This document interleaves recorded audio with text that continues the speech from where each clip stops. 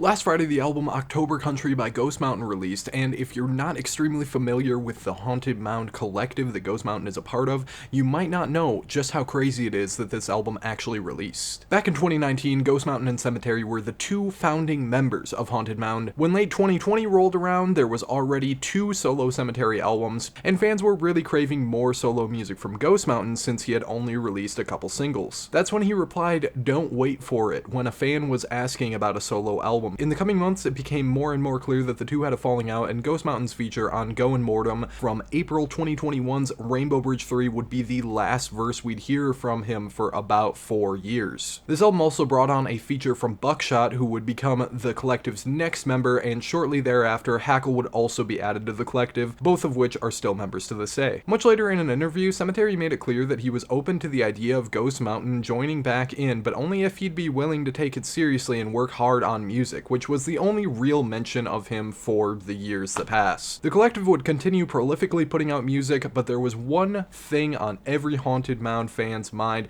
and that was wishing for the return of Ghost Mountain, but unfortunately it seemed it would never happen. Then seemingly the impossible happened when we saw Ghost Mountain reactivate his Instagram with a promotional image reposted by the Haunted Mound members, seemingly making his return. This eventually led to 2 fantastic singles in the form of Apollon and Dark Harvest with Sematary, but no album yet. Fans speculated it would probably come out around October for Halloween, as is the collective's theme, but Halloween came around and passed with only a Sematary single called 5150. It turned out everyone wasn't too far off at all, because after 5 long years of it being an anticipated release, we finally have Ghost Mountain's debut album, and despite it being released in March, it's actually called October Country. After sitting with it for a little while, I still think it's basically perfect and the best outcome we ever could have hoped for. Every song on here is great, but there's just a few standouts I want to note. The opener, Molder, and the single with a released music video now, Stalks, are exactly what I'd expect to hear, and I mean that in the best way possible. Both tracks heavily incorporate Witch House and see Ghost laying down some somber, sentimental vocals and lyrics.